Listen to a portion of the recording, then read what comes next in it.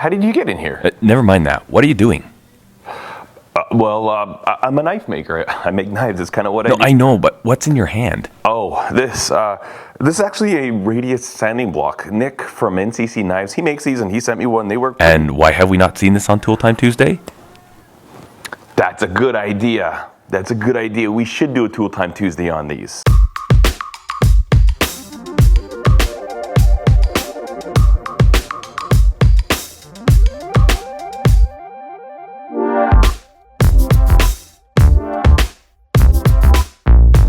But no, seriously, how did you get in here? All right, guys, now we've got all that cheesiness out of our system. Let's get on with Tool Time Tuesday. A lot of you guys probably know that I make these sanding blocks. I call these knife maker sanding blocks, and they work really good. They allow you to very quickly change out your sanding sheets, and it's a super simple design, and it gives you nice flat surfaces to work on when you're hand sanding your blades. But obviously, they're only good for surfaces that are flat. So if you're doing the flat part of your knife, or if you've got flat bevels with a flat grind or something, these things work awesome. But what if you're doing a knife with a hollow grind and you still want a hand sanded finish on it? Well, I'll show you a couple of different options. One of the very first things that I did when I was kind of having this issue is I took a piece of, this is maple, if we can get our camera to come back to us here. And so this is just a piece of maple, and I put tape around it, I think, to kind of keep moisture out of it with the Windex and stuff.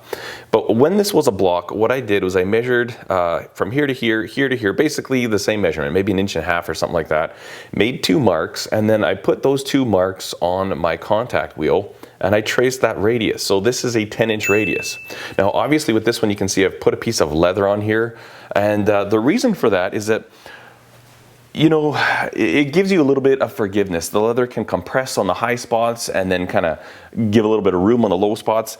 If you're doing a perfectly flat grind, yeah, it's fairly easy. But a lot of times when you're doing something like this with a hollow grind, if you want this bevel line, this grind line to match the belly of the blade, I mean, you're grinding like this, you're constantly moving your knife like this.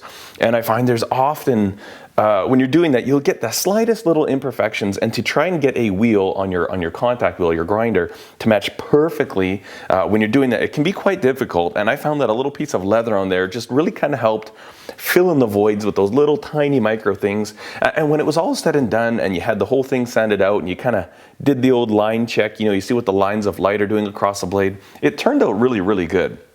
But one other problem I found with this block is that it was quite large. I mean, you know, if I'm trying to sand this here, you know, obviously, as this thing's dragging here, you see this thing's pretty much as big as the blade itself. So as this thing's dragging, you know, it's kind of putting curved lines in here when we're finishing up here, and that's no good. You don't want that. So the next thing I had done was I grabbed this little thing. This is just a piece of aluminum, this aluminum stock from my other sanding blanks, and I did the exact same thing. I measured up a couple of lines just so that we could keep this radius roughly even with the flat here, and then I traced out the radius on my contact wheel, and then I put a piece of leather.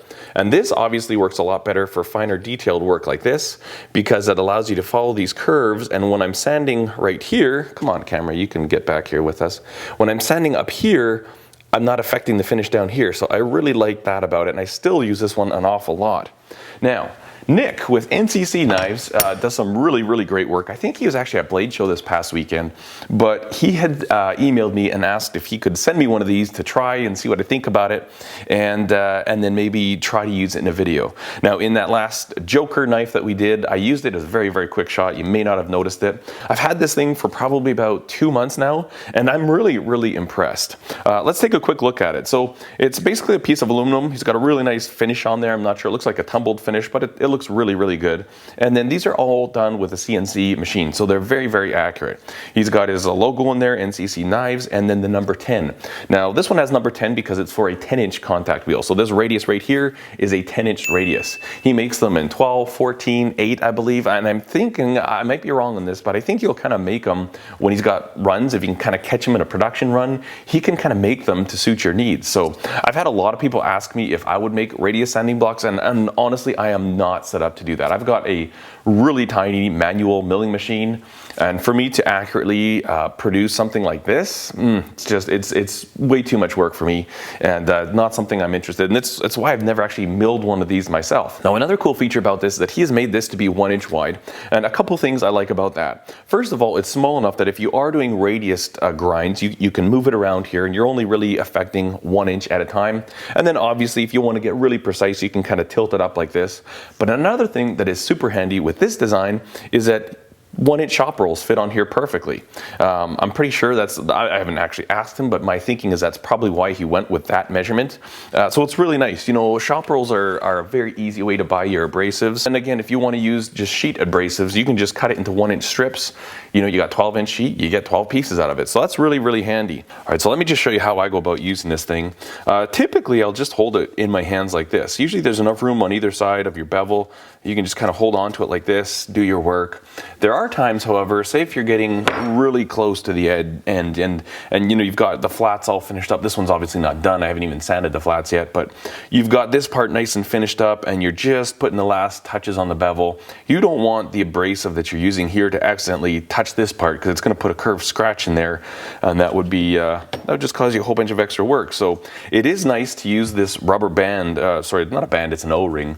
And I'm not sure if this is the right way to do it.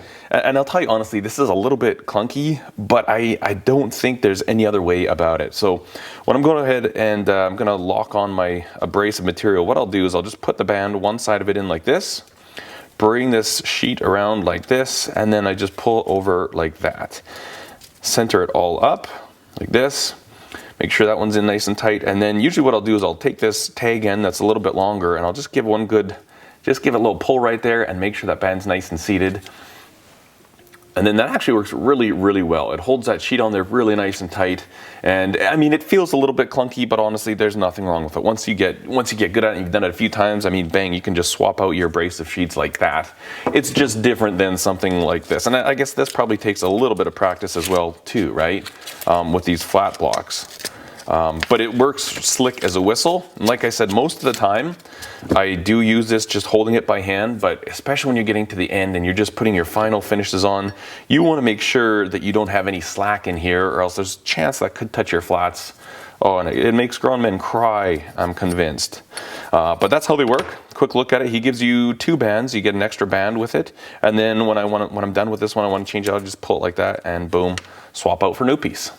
One other thing to keep in mind is when you're using these things, with a contact wheel, you've got a radius. Now, if you're switching from, say, a really, really coarse abrasive, and your abrasive belt is actually thick, and you're going to the next step, and it's a thinner belt, say if you're going from something in ceramic that's fairly thick, and you're jumping to a much thinner aluminum oxide belt, you will notice the grind doesn't seem as even as it did when you just came off of your ceramic.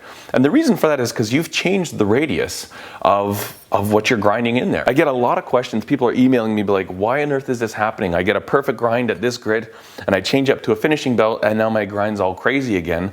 The reason for that is because you've actually changed the radius, and that will show up when you're using these. So just be aware that, you know, if you're switching from, it depends on the belt. Some belts will match this perfectly, some belts won't, but when you're coming off of your grinding, you start hand sanding, you might look at that and say, oh my goodness, these are completely different radiuses. And that's because they are. It's not a big deal. Usually it doesn't take very long to get back down to this. What I'll do is when I come off, even if I get a fairly decent finish off the grinder, and if I want to hand finish this, I'll start fairly coarse on these bevels. You know, I'll start with like an 80, a 120 or something like that, and then work my way up into the finer grits. But these things are really, really handy. And if you're a fan of hand sanding, I'm personally do not like hand sanding. I'll pretty much do everything in my power to get away from hand sanding. But sometimes, you know, for certain finishes, you need to hand sand. And then sometimes customers, your clients, they want that hand sanded finish. And so you have to give it to them. And when you do, and it's a radius, it's a hollow grind, these things work super, super awesome. So I'll put a link to Nick's website in the description below. Check it out, see if this is something that might be for you.